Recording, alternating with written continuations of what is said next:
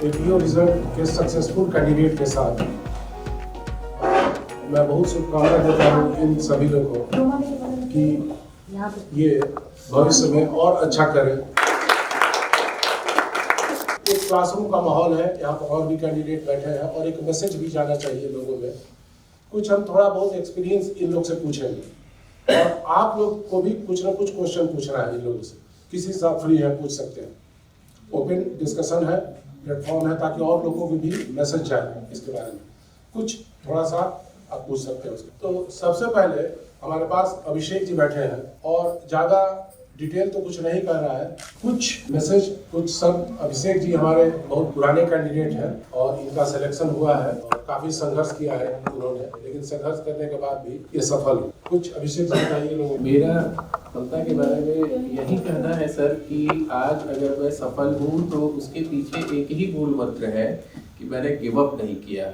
मतलब 2-3 एग्जाम्स दिए, एग्जाम्स देने के बाद फिर मैं प्रैक्टिस में आ गया, लेकिन मैं अपने पढ़ाई में कंटिन्यूटी से लगा रहा और उसका फायदा मुझे दिखा कि किसी ऐसे एग्जाम में भी मैं बैठा बिना एक अक्षर पढ़े हुए, लेकिन चूंकि कंटिन्यूटी मेरी पहले से बनी हुई थी उस पर्टिकुलर एग्जाम के लिए भले ही मैंने नहीं पढ़ा हो, लेकिन फिर भी मैंने, जैसे यूपी एडीजे का प्रीलिम्स हुआ था, बिना एक अक्षर पढ़े मैं गया था, बहुत तकलीफ से गया था, लेकिन फिर भी मैंने क्वालिफाई किया था। अनलकीली मैं नहीं जा पाया मेंस के लिए, कुछ ऐसी परिस्थितियां थी। तो वही है कि कंटिन्यूटी बनाए रखिए और गिव अप मत कीजिए। जिस दिन आप गिव अप कर देते हैं उसी दिन कहानी खत्म हो जाती है।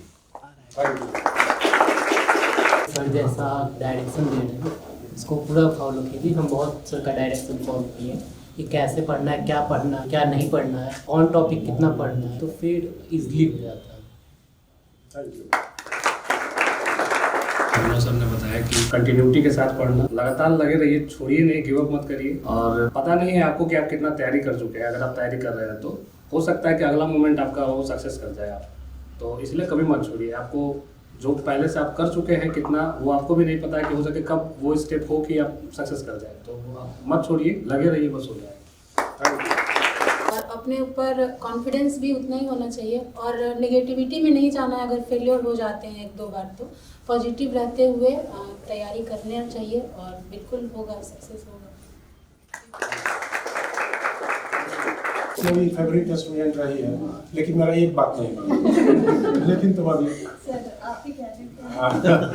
चलो मेरे कहने पर आई है, तुमने तो नहीं आती। ठीक है, चलो बताओ। जैसे कि सभी लोग बोल रहे हैं, कंटिन्यूटी बहुत ज़रूरी है, डीमोटिवेट कभी नहीं होना चाहिए, सेल्फ कॉन्फिडेंस रहना चाहिए और सूरज की तरह चमकना है तो पहले तपना भी ज़रूरी है।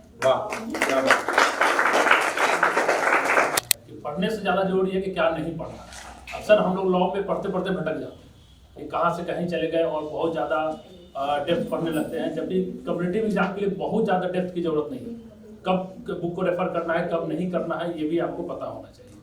और साथ में कभी भी लगे रहिए, होना है। और लॉ में बिहार के लिए खास करके जीके जीएस पे आपका पकड़ होना बहुत जरूरी है।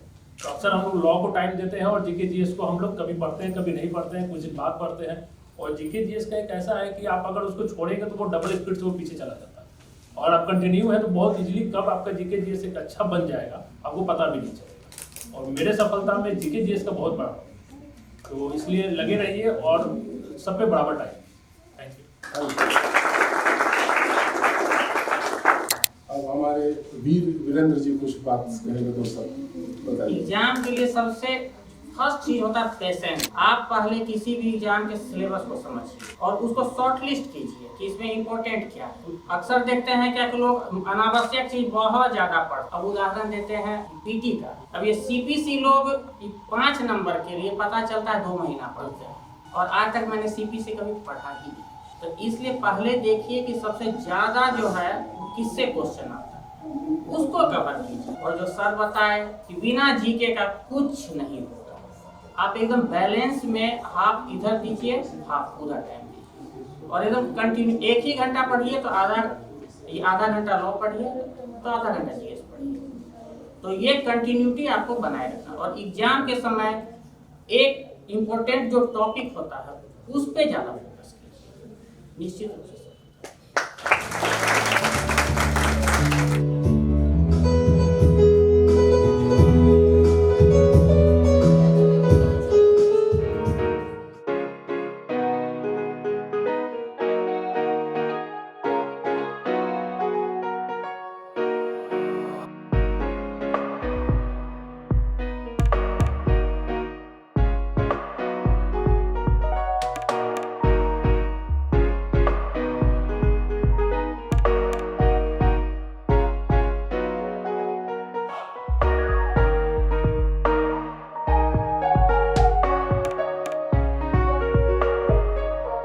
यहाँ पर जो सिलेक्शन अभी हुआ है, ये हस्बैंड वाइफ दोनों है, इनका एक साथ सिलेक्शन है।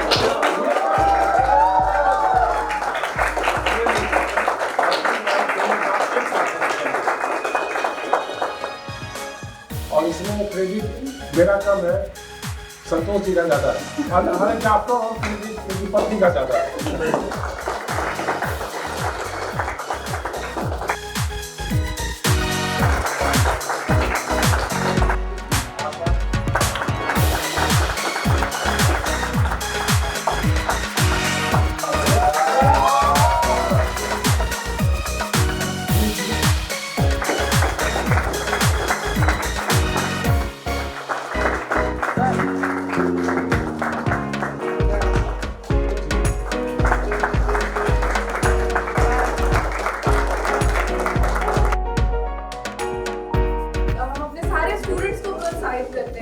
लेकिन खासकर जब बात लड़कियों के लिए आती है तो हमारे यहाँ जो स्पेशली जो हमारे कैंडिडेट्स हैं, मैरिड हैं, अनमैरिड हैं, इन लोगों ने एक बहुत बड़ा एग्जाम्पल सेट किया है सारे लोगों के लिए कि कुछ भी इम्पॉसिबल नहीं है।